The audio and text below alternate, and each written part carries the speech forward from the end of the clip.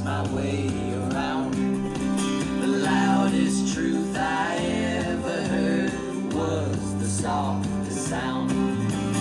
When you whisper in my ear the first time I could see, I was looking everywhere. You're right here next to me. Oh yes you are. I keep on climbing up against the wind. Tonight the sky is calling. Are you ready? Are you ready? Are you ready? That's Are You Ready by Distant Cousins. What a beautiful song. Love those guys. Band out of Los Angeles. Are you ready, my holy sisters and brothers? Let's light up the darkness. Who is going to be with us on this fine Erev Shabbos heading into Thursday evening? So excited for Shabbos this week, like every week. Who's going to be with us? If you're joining us for the first time, let us know so we can welcome you. Paula from Chicago, James from Indianapolis, Pauline from Arkansas, Penina says shalom from New York, Scott from Crown Heights, Stephen from New Hampshire, Diana from San Diego, Yehudit from South Carolina, Bill from Arkansas, Nancy from North Carolina, Charles from Lafayette, Dale loves this song, couldn't agree more. Linda says shalom from Florida. Susan from London, England. I'm loving that you're an hour earlier than usual until you set the clocks back. I believe we set our clocks back this Saturday night. Stephanie says shalom aleichem. Anne says shalom. Rudy says Shabbat shalom and greetings from Paraguay. Bienvenido, Rudy. Qué bueno que estás con nosotros. Nos encantamos. Susan says, where's the Brooklyn shirt? I wore it last night. Can't wear it every day. Pam says, shalom, friends, from Nashville. And John is with us from Sedona. Welcome, everybody. It's good to be with you. We've got a really fun daf tonight. Where are we holding? This is daf pei, page 80 of Tractate Eruvin, the third volume of the Talmud. We're making our way through chapter 7. Today we will complete our discussion of Mishna number 5 and begin our discussion of the 6th Mishna. At stake in our discussion tonight, when and how and to what extent may we benefit someone else without their knowledge? It's a benefit to them, but it's also a legal arrangement when we're talking about in terms of an eruv or merging alleyways, as we'll discuss. And so the question becomes, if we're going to do something that benefits another, is that permitted? Can we do it without their awareness even, let alone their permission? Sometimes yes, sometimes no, as we will see. All right. So what we're discussing is merging an alleyway. And this is a term, right? So merging an alleyway, it sounds like a verb and a noun, but it's also a phrase, right? So merging alleyways, we'll call it merging alleyways, even though sometimes or usually we're talking about one alleyway. But a merger of alleyways means that we're merging the courtyards that share an alleyway. The term is merging alleyways for the general concept, but as we saw last night, we've got two courtyards. Each courtyard must make its own eruv so that the two houses in the courtyard, the people are permitted to carry in and out of their houses in their own courtyard. When there's a direct opening between the courtyards, they can join the courtyards and make an eruv so that they can carry objects directly between the courtyards. But they can also have another option, and sometimes the only, where'd my pen go? Well, I'll use a different color. Sometimes the only option when there is no direct opening and it's a substantial wall between them, then if they want to carry things on Shabbos, objects in and out of their houses and to the other courtyard through the alleyway, then they have to make a merger of alleyways, right? So really it's merging the courtyards that open into this alleyway, that share this alleyway. The alleyway is closed on one end. It's not an open-ended alleyway on both sides. It's more like a cul-de-sac or a dead end. They go out to the rest of the city through this opening, and there is a marker at the opening, a signpost, which tells the world and all the residents and everyone who's walking by that these courtyards have joined together in a merger of the alleyways. Now, today we're talking a little bit more specifically about what's required for that merger of the alleyways. How does one merge an alleyway? That is the question. So, one brings a barrel of some kind of produce. Very often it's done with wine. Wine is something that's going to keep for a long time. It could be a barrel of oil as well. And the Gemara brings other examples. It could be a barrel of dates, maybe dried dates, figs, dried figs. Any produce will do, any kind of produce will do, but usually they're going to use produce that will keep in that barrel for a long time so that the merger of alleyways is not just for this one particular Shabbos prior to which they make the merger, but that it'll stay in place and be, the alleyway will be merged, the courtyards in it will be merged so people can carry between the courtyards through the alleyway for a good long time to come. All right, so we bring a barrel of something, and the one who is doing the merger, he can bring his own barrel, right? He can bring a barrel full of stuff that has enough produce. How much produce is required? We're going to discuss that when we get into the 6th Mishnah. But he brings a barrel with some produce in it. It can be his produce, but if it's going to now be a merger of the alleyways that is effective for all the people who live in those courtyards, so they have to own what's in that barrel, right? They have to have personally contributed to it. They do not have to walk over and through the alleyway and put some food in the barrel. You can basically act as their agent and gift them produce, right? So you're going to say, I'm bringing the barrel of, let's say, wine. And the wine in here, I'm giving it to everybody jointly. Everybody's going to have a share in the wine. And then because it's theirs, they've made a contribution to this barrel. And then we're going to, make an effective merging of the alleyways.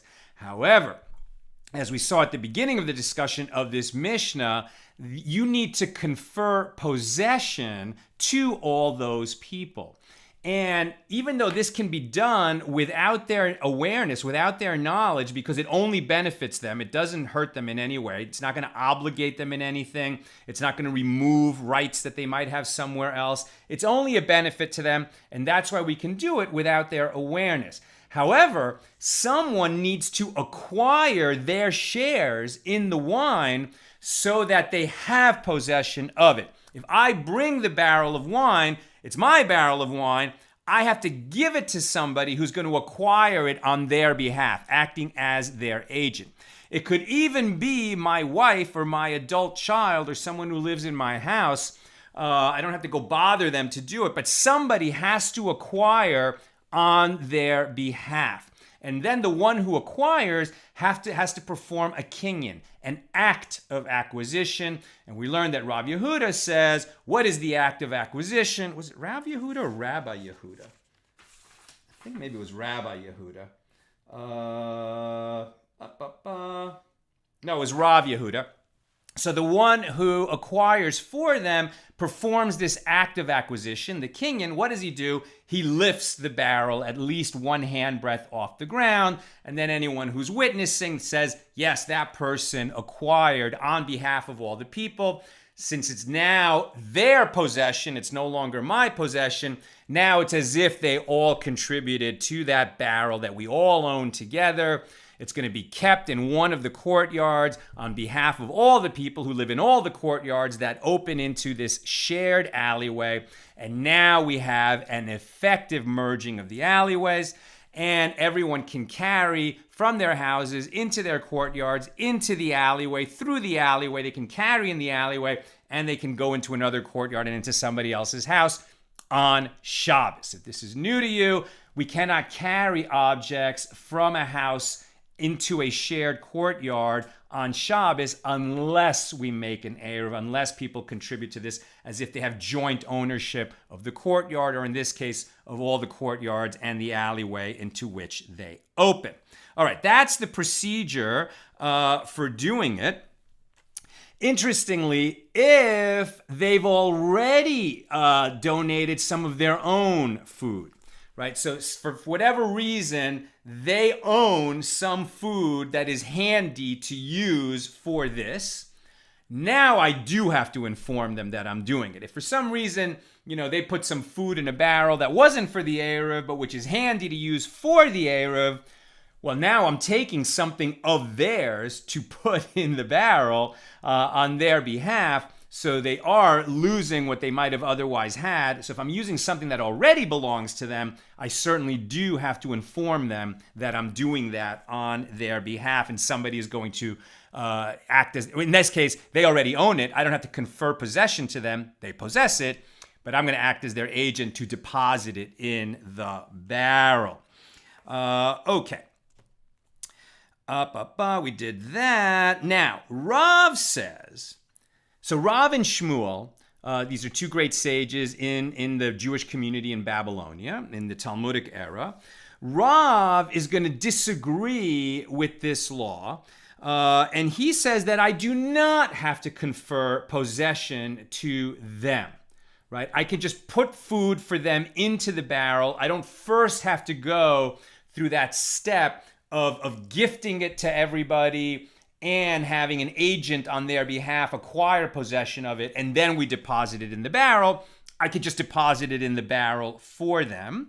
And Rav, and this is, now he says it's not necessary to confer possession for merging the alleyways, but it is necessary to confer possession of food if I'm going to make an eruv techumin for them. So this is a different kind of eruv. As we've discussed before, this is called joining the boundaries, joining the Sabbath boundary. And this is based on the idea that on Shabbos, I can only walk 2,000 cubits in any direction from my dwelling. If my dwelling is in a town, in a city, then I get 2,000 cubits in any direction from the city limits, right? So for wherever the edge of the city is, I can go 2,000 cubits further in any direction from the city limit. If I'm not in a city, if it's a house in the country, then I can go 2,000 cubits from my dwelling, my personal dwelling. If I want to go more than 2,000 cubits in this direction, because I have a friend, I want to have lunch at his house on Shabbos lunch, he lives 3,000 cubits in that direction. What I want to do is I want to change my official Sabbath residence from my house to some point in between us, let's say halfway in between, so that the first 1,500 cubits that I walk, I'm actually going home to my dwelling, and then the next 1,500 cubits is from my dwelling to my friend's house. What is my dwelling for eruv techumin, right? A joining of the boundaries. That is just a basket of food that I deposit in a safe location, let's say 1,500 cubits from my dwelling and halfway to my friend's house. For that case, right, depositing food on someone's behalf, this we don't do in groups, right? I mean, if people live in one place and they want to do it together, they can. It doesn't require, it can be done for a single person, and they can have an agent do it. But it's important that the one who wants his dwelling moved has to own the food that is going to be used for that moving his dwelling, according to Rav. So if I'm going to act as the agent for joining the alleyways, I don't have to confer possession on all the people who are going to benefit from being merged in the alleyways. And for moving somebody's boundary, I do have to confer possession on them in order to, wait a minute, hold on, it's Rav, sorry. According to Rav, I don't have to confer possession to join the alleyway. I do have to confer possession in order to act as their agent and change their Shabbos dwelling for the purposes of the Sabbath boundary, how far they're going to walk. Shmuel says the opposite. He says that I must confer possession for the purposes of merging the alleyways, and I do not have to confer possession in order to change somebody's dwelling for the purpose of how far they can walk on Shabbos. So they hold exactly the opposite. Rav says, I don't have to confer possession for merging the alleyways. I do have to confer possession for the person whose dwelling is being changed. Shmuel says the opposite. I must confer possession for merging the alleyways. I don't have to confer possession so that they own the food, the person whose dwelling is being moved. To illustrate this principle and how we figure out where the law holds, since Rav and Shmuel come out exactly opposite, there was an incident related by Rav Yehuda in the name of Rav. So, the daughter-in-law of Rabbi Oshaya, so he's a sage, and his daughter-in-law, right, so his son's daughter, went to a bathhouse outside her Shabbos techumin, outside her boundary, outside how far she can walk on Shabbos. She went there on Friday. On Friday, we can walk as far as we want. There's no Sabbath boundary in effect on Friday morning. But she went to the bathhouse, and while she was there, it became Shabbos. It grew dark on Friday evening. For whatever reason, she was held up in the bathhouse or on the way back. And before she could return and get back inside her Sabbath boundary, it became Shabbos. It became dark. Now, when you're outside your normal Shabbos boundary, say the boundary of the city, then wherever you are when Shabbos begins, that's your dwelling for Shabbos. And you can walk 2,000 cubits from that dwelling, but that 2,000 cubits was not going to get her back home, either back into the town. They don't specify whether it means that her house was in a city and so she just needed to get back into the city limits or just back to her house. But in any case, she wasn't going to make it home. Now, her mother-in-law got wind of what was going on. Whatever that was holding her up, her daughter-in-law, the mother-in-law realized that she was going to be outside the Sabbath boundary, and the mother-in-law tried to help her out and save the day. What did she do? She took some food and deposited it halfway between that bathhouse outside the Sabbath boundary and the daughter-in-law's home, so that she would acquire that. She acted as her agent, so that when the Shabbos began, the daughter-in-law's dwelling would be inside the Shabbos boundary, and she would make it back home without being stuck outside the Shabbos boundary. The problem was that the mother-in-law used her own food and didn't go through the step of conveying possession of that food to her daughter-in-law. She might have been able to do that if she brought an agent with her, right? Somebody who was going to act as the daughter-in-law's agent, and the mother-in-law would say, this is my food, I own it, I'm giving it to you, who should accept it on behalf of my daughter-in-law, so now she has possession of the food, and we can deposit it here.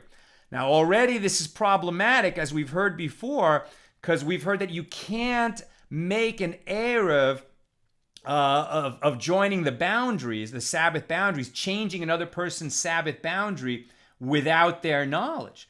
Because maybe the daughter-in-law realized that she was going to get stuck and she had made some other arrangement. She didn't, and the mother-in-law apparently knew that she didn't, had good reason to suspect she didn't, but the general principle is you can't do this without someone's awareness.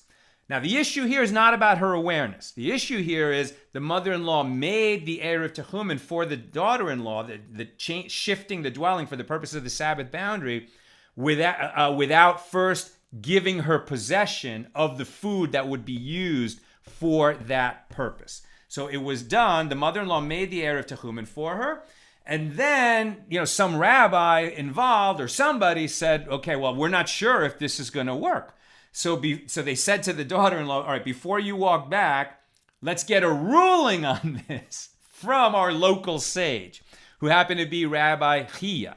So they went to Rabbi Hiyya and explained the situation and said, is this a valid eruv techumin? Is this a valid shifting of her dwelling for the purpose of the Shabbos boundary? So that if it's valid, she can walk home.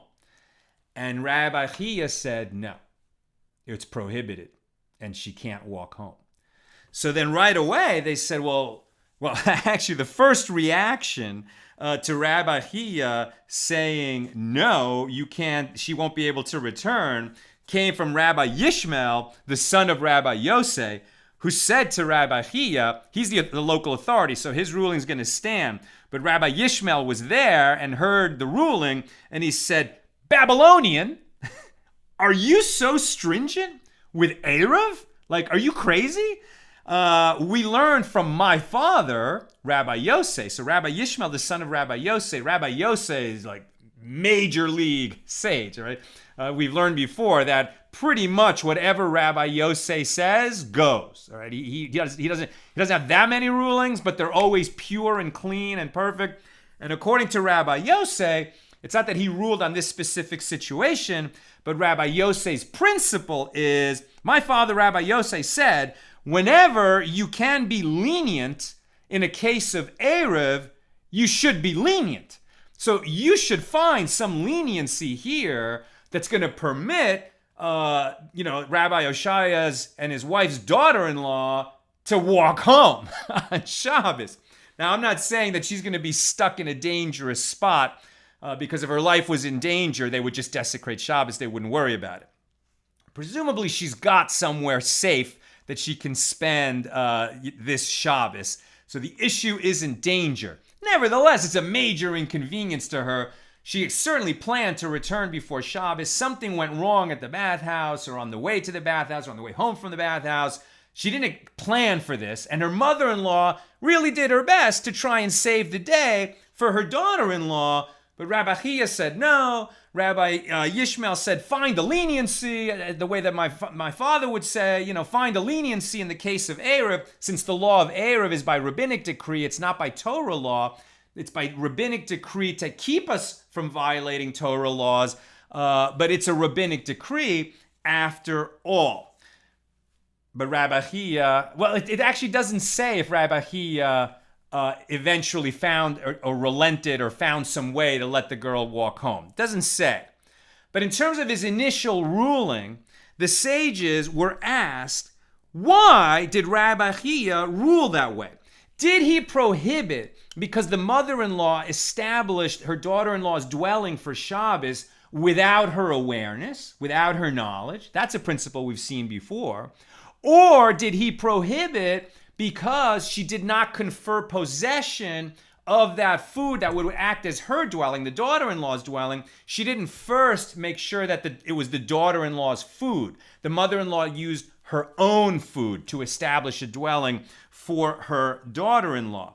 Rabbi Yaakov said in the name of Rabbi Yochanan, Rabbi Hiyya prohibited because the mother-in-law did not confer possession of the food to the daughter-in-law. In order to shift your dwelling, you have to do it with your food.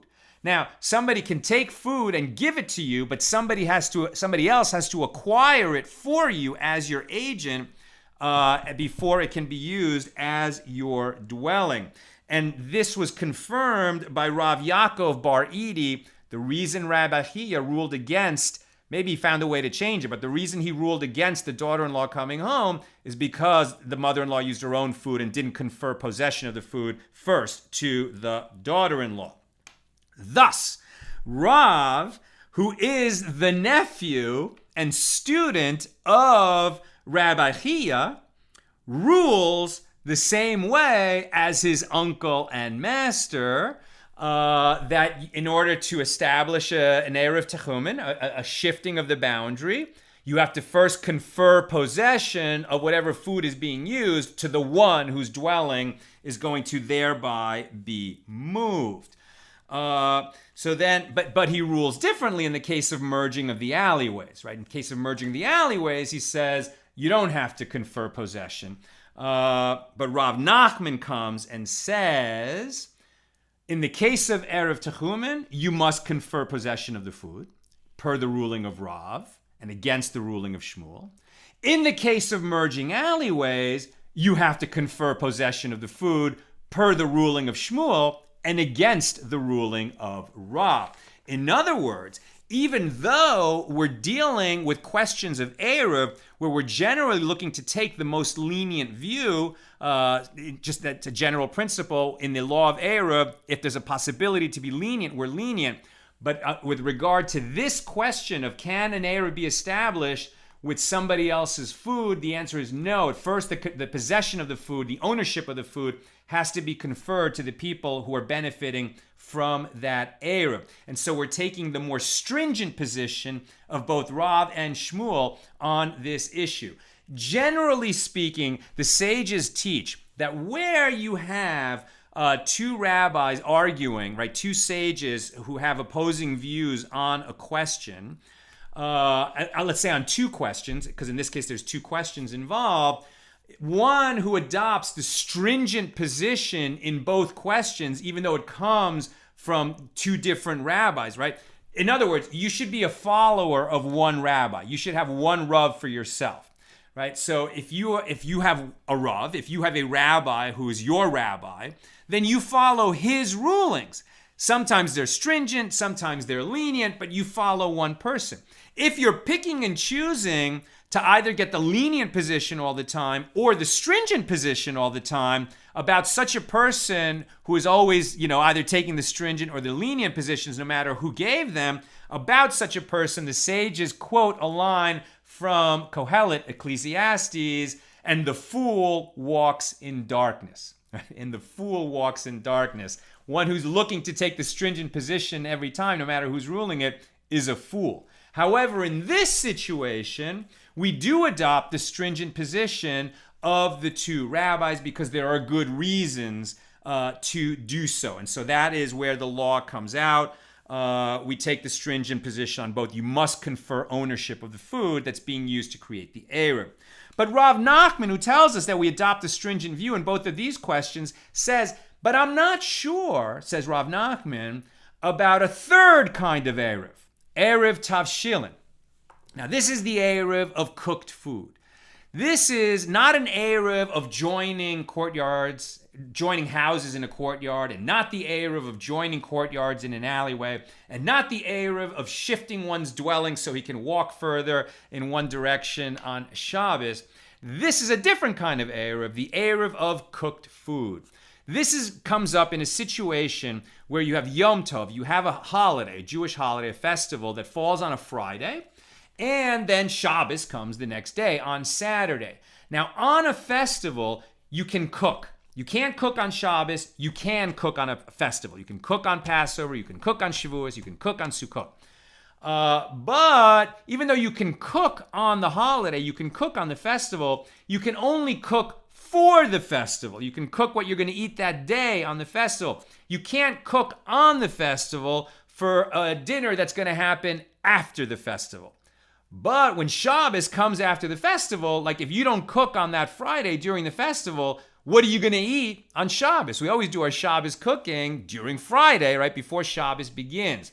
So in that situation, we do a kind of joining of the days, as it were. And the way that it works is you start cooking for Shabbos on Thursday before the festival. On Thursday, you're cooking anyway for the festival, but part of that cooking, you're going to put aside a little bit of food, usually like a piece of bread and an egg, something that's cooked, and you're going to put those aside for Shabbos. And so essentially, you've already started the process of cooking for Shabbos even before the festival began, and that is going to permit you to cook on Friday, even though it's during the festival, for your Shabbos dinner that's going to come Friday night. That's called eruv tavshilin. The food that you use, that piece of bread and some cooked food, like a cooked egg, usually a hard-boiled egg is what people usually do. You make a blessing that you're making the eruv tavshilin. You declare that you're doing it. You do it on Thursday before the festival begins. And the food you use to make the eruv tavshilin must belong to you. If somebody is doing this for you, then they got to do the same procedure. Convey ownership of that food to you or to your agent so that it's technically your food that's being used because you're relying on that eruv when you are cooking on Friday during a festival for your dinner or on Shabbos night, Friday night, or for your Shabbos lunch, Saturday lunch. You got it? That's eruv tavshilin. And you also have to convey ownership of the food that's used for that to the one who is benefiting from it. Okay. Where was I? Okay, no, that's not that. Where am I? That's tavshilin for merging the alleyway. Possession required. Yes. And it's Rav Yosef who says, in the name of Rav Nachman bar Rav Ada, in the name of Shmuel, yes, we convey ownership of the food that's used in the eruv tavshilin. All right. And Rav did not disagree with that. So in all cases of eruv, the person benefiting from the eruv must own the food that is being used for it. We can gift him the food, but it has to be acquired by him or on his behalf by an agent. Moving to the next question. What if residents of a courtyard need the last guy to join their eruv, right? Because all the houses in a courtyard have to join the eruv, or none of the people who live in any of the houses can carry on Shabbos. If somebody meant to join the eruv and forgot, as we've learned before, on Shabbos, even on Shabbos, he can renounce his rights in the courtyard, meaning he can renounce his rights to carry something out of his house into the courtyard on Shabbos, and then he won't restrict the other ones who did join the eruv, just the eruv of the courtyard, from carrying in and out of their houses. Well, what if this guy, the problem isn't that he forgot to join the eruv, it's that he refused to join the eruv. He didn't want to join the eruv. And they say, well, but if you don't join, that's going to restrict all of us. He says, I don't care. He's not neighborly. Maybe he has a grudge against other members, one member or all members of his courtyard, and he doesn't want to cooperate. Now, his wife is much more reasonable. She is neighborly. She knows her husband is acting like a jerk, and so she wants to join the heir of the courtyard on behalf of their house. May she do that if the husband said he won't do it? That's the question that has been asked. And the law is, yes, she may do that. In a case where if their house doesn't join the eruv, it's going to restrict everybody, she can do it without his knowledge and even against his will. She can do that. Some say it's okay without his knowledge in the case that, she doesn't know or the other residents don't know that he's refused. He just wasn't around to answer the question. So even without his knowledge, she can do it where he's technically the owner. It's not like, joint property in this case. He's technically the owner, but she can join the eruv on his behalf even without his knowledge. But if he says, no, I don't want to do it, so according to some opinions, then she can't join the eruv. But the majority and the accepted halacha is she can join. If their house didn't join, it would restrict everybody else. Some say, that's enough on that question. Okay.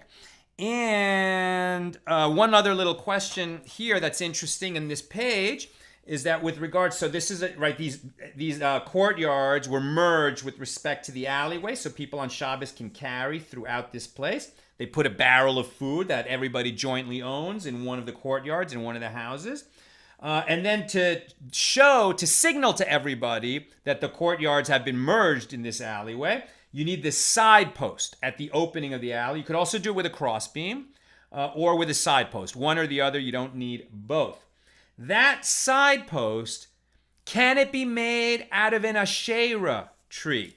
We learned this yesterday. What's an Asherah? It's a tree that was used by idolaters as part of their idol worship. Either they directly worshiped the tree, or they harvested the dates from a date tree and turned it into beer and poured that beer as libations to their idol. Either way, the tree was used in idol worship. Judaism frowns strongly on any kind of idol worship. So a tree that was used in idol worship, it stands to be burned, right? Really what it needs to be done is it needs to be burned. But now there's a ruling that you could actually make a side post out of an Asherah. Now, we already saw that you can't use an Asherah as a ladder to create a passageway between two courtyards.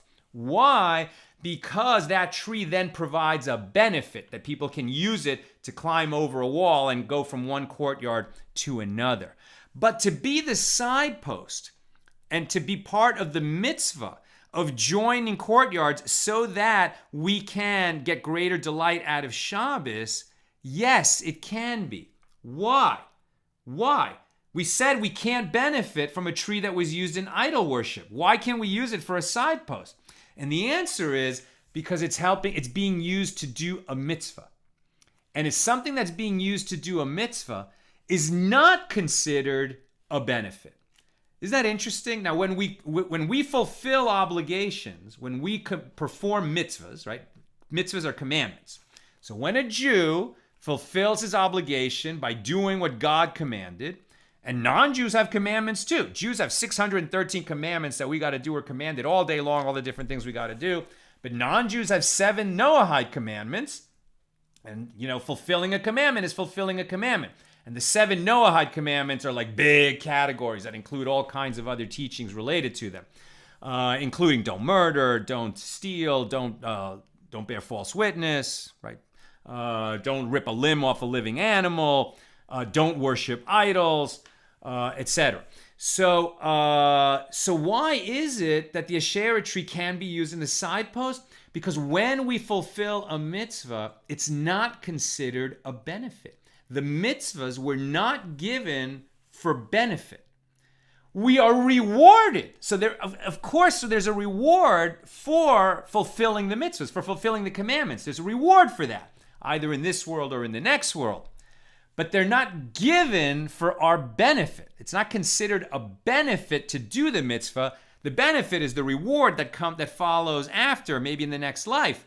But fulfilling a mitzvah is not considered a benefit. Even though, of course, we benefit from doing God's will, but that's kind of indirect. The mitzvahs themselves are just obligations. And we don't do them because they benefit us. We do them because God said so. So even though an Asherah tree stands to be burned, you can use a piece of wood from an Asherah tree as a side post. Interestingly, you cannot use it as a crossbeam. Why? Because a crossbeam has a certain minimum requirements, like that it has to be at least a handbreadth thick. So like it's got a certain amount of wood that has to be in it. But the side post can actually be very insubstantial and still count as a side post. So even though the Asherah stands to be burned, just like a little stick from an Asherah tree could be used as a side post due to the fact that the mitzvahs were not given as a benefit. We receive reward for fulfilling them, but they're not given as a benefit. They're given as commands that we do because God said so. Interesting ruling. If you have questions and comments, definitely put them in the comments now. We're almost at the end. Right. Okay, and we're just going to open our discussion of the next Mishnah. I'm just going to read it to you, and we'll just quickly explain what it is, but our discussion of it will wait until tomorrow. Right. So Mishnah number 6 here in chapter 7 of Tractate Eruvin. If the food in the barrel for the merging of the alleyway diminished and was less than the requisite measure, one may add a little of his own and confer possession to the others, and he need not inform them of the addition, right? We don't have to inform people that we're making a merging of the alleyways for them because they don't lose anything by it. They only gain, but we do have to confer possession of the food. So there has to be an agent to accept possession on behalf of everybody who's going to benefit from it. And then it's like the agent deposits what they acquired into the barrel, and they all now can feel free to carry on Shabbos in and out of their houses, into their courtyards, and through the alleyways. But the question is, how much food has to be in that barrel, and what happens if the amount of food in the barrel drops below that minimum amount that's required? What happens? Well, so if the food was diminished so that there's less than the minimum required amount, we can do what we did in the beginning. We can, give them the food, have an agent acquire it, drop more in the barrel, sort of top it off, and then we've handled it. And we need not inform them of that. However, if new residents were added to the residents of the alleyway, he may add food on behalf of those residents and confer possession to them, and he must inform them, the new residents, of their inclusion in the merging of alleyways. Very interesting. Like, you can make an merging of alleyways for all the residents of the courtyard and make it effective without them even knowing about it. But if new residents come into the courtyard, you can add food on their behalf so that it works, but you have to inform them that you did that. What is the measure of food required for merging of the alleyways? When the residents of the alley are numerous, then you need 2 meals worth of food. And that means 2 meals for one person is enough to cover all the people if they're numerous. And if they are few, then we need at least enough food that represents 1 dried fig bolt, like a dried fig, it's maybe about this big. So like that much food of whatever it is we're using, wine, oil, figs, whatever kind of produce, but that volume of food, like a dried fig, for each and every one of the people who are going to benefit from this merging of the alleyway. Rabbi Yosef said, in what case is this statement said? It is said with regard to the beginning of an eruv, when it is initially established. However, with regard to the remnants of an eruv, in other words, if the eruv decreased in size on Shabbos, it remains valid even if any amount remains. Right? So if the amount of food in the barrel dropped during Shabbos beneath the minimum measure, it doesn't matter. It's still a valid merging of the alleyways, and they can add food to it between after Shabbos and before the next Shabbos. It remains valid if it was valid at the outset of Shabbos.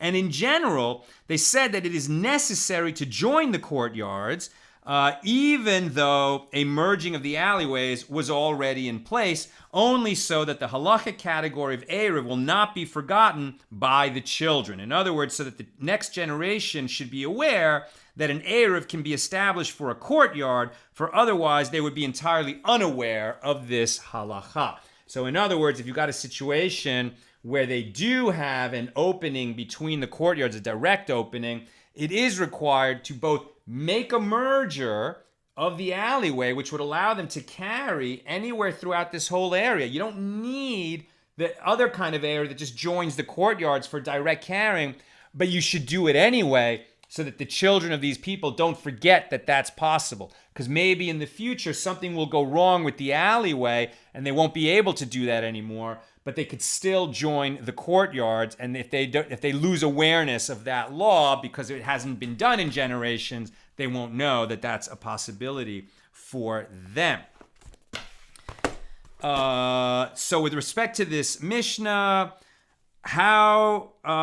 what is numerous? It said that if there are numerous residents in the courtyards, then you need 2 meals, like for one person, but 2 meals in that barrel to cover everybody. And if they're not numerous, then at least a dried fig bulk of produce for each person in the barrel. So what is numerous? 18 people. Why? Because if you take 2 meals worth of food and divide it by 18, you end up with a dried fig bulk for each person. And so from this we learn that 2 meals is 18 fig bulks worth of food. And just mention that special case that if you had a situation where there's actually 2 alleys, right? There's another alley up here. So now the courtyards would have a choice of joining in the merger of this alleyway or of the upper alleyway. And then they would have a side post, right? So in that situation, you could not do it on their behalf without asking them, because they might have a preference. They might rather be carrying on Shabbos through this alleyway rather than that alleyway, and they can only join one merger of the alleyways. They could do a general merger of the alleyways, but in this situation, that might not have happened. It might be that their courtyards are being merged for this alleyway, along with courtyards down here, right? And there's another group that's up here with courtyards that are merging with respect to that alleyway. And so, this courtyard decided to join this alleyway down here, and then they were going to make it for this courtyard. You have to ask them, since they might prefer to join the upper alleyway rather than the lower alleyway. All right, that's what I've got for us today. Let's see if anybody has comments or questions.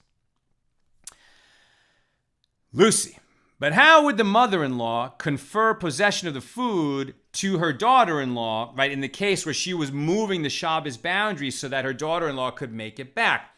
What she could do is at the location where she wants to deposit food on behalf of the daughter, she could have somebody be an agent for the daughter, and so, give the food to that other person, and then that person would accept the food on behalf of the daughter-in-law, and then it could be deposited in that location.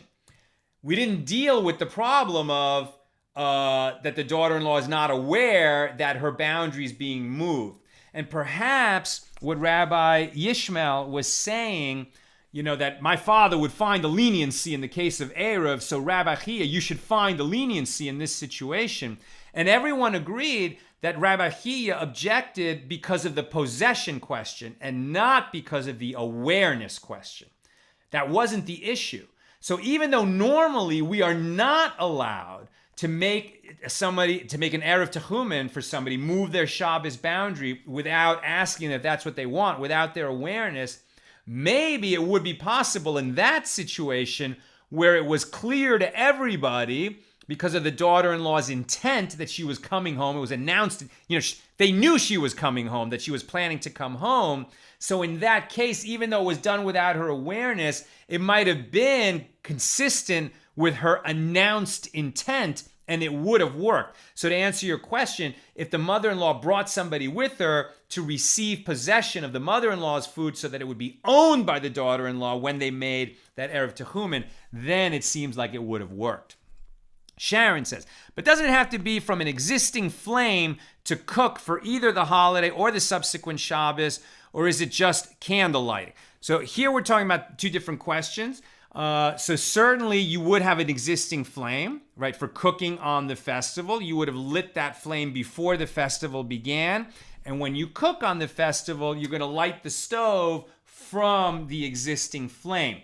But it's a different question about cooking, right? One question is kindling a fire. And the other question is actually doing the prohibited labor of cooking. You can't do that on Shabbos. You can cook on a festival, but you're not permitted to cook on a festival for a dinner or for a meal that's going to take place after the festival. And that's why you have to make that eruv tafshilin before the festival begins. Lynn says the mother-in-law story was very interesting. I assume the daughter-in-law was visiting a mikveh for family purity. I thought so too, but it didn't say that. It said she was going to the bathhouse. A girl needs every help. Sorry, it did not work. Lesson learned for us all. But unclear that it didn't work out, right? Perhaps when Rabbi Yishmael said, my father, Rabbi Yosef, would find the leniency, maybe at that point Rabbi Hiyya did. We don't know. That part of the story wasn't spelled out. It didn't say that the daughter-in-law got stuck outside the city. It did say that Rabbi Yishmael objected strenuously, passionately, before Rabbi Hiyya. So maybe it did work out. We don't know. Lynn says, remember Sal saying that the LA eruv is established with 18. This is the source here. Did I say that? Maybe I said that. I don't even remember saying that, but it sounds right. And probably this is it. Yeah, this would probably be the source for that, at least for the merging of alleyways. There's going to be other considerations when we're talking about a neighborhood eruv, but really we're getting at it now, right? Where they're going to merge not just one alleyway, but multiple alleyways. Now we're definitely starting to get into that realm of a community eruv. But a community eruv is also depending on partitions, right? There's going to be that system of partitions that surround the whole community, often done with side posts that are attached to light poles and telephone poles, and cross beams, which are represented by fishing line that connects those light poles and telephone poles, but also other kinds of barriers, like highway fences, and all kinds of things are used to make community eruvs.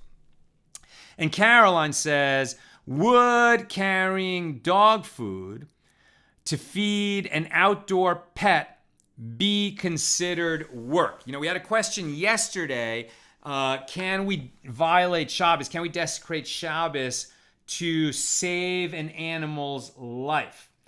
And I wasn't sure about that. So first of all, feeding an animal is different than giving it medicine. And dogs, it turns out, special category. Dogs actually have special leniency that don't extend to other animals. Why? Because during the 10th plague, when the Jews were leaving Egypt, the Lord heard our cries and with a strong hand and outstretched arm redeemed us from slavery in Egypt.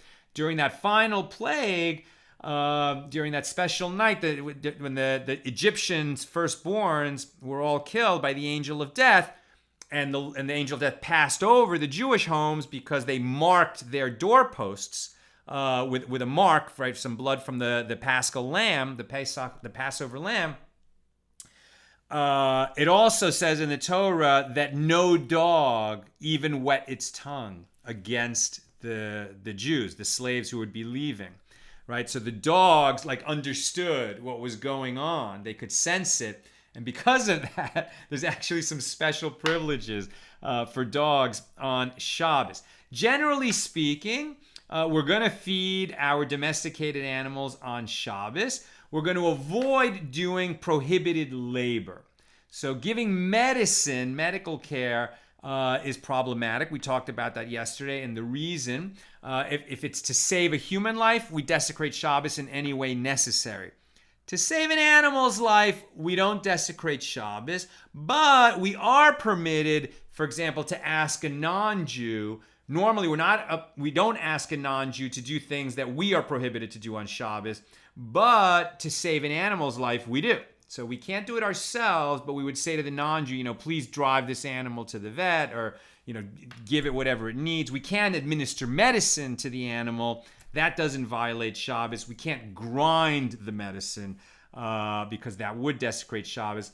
There's a good article about pets and Shabbos on both Chabad.org and Aish.com.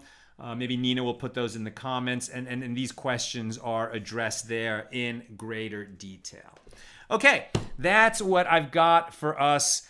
And then in terms of the question, the answer to your question, Caroline, about feeding a dog on Shabbos is definitely addressed in those two articles. So you'll see that in the comments. All right, that's what I've got for us this evening. Tomorrow, Erev Shabbos, Friday, I should be teaching with God's help at noon Pacific, like we always do on Friday. And may you have a peaceful and illuminating evening and Shabbos as we head toward it tomorrow night. All the best.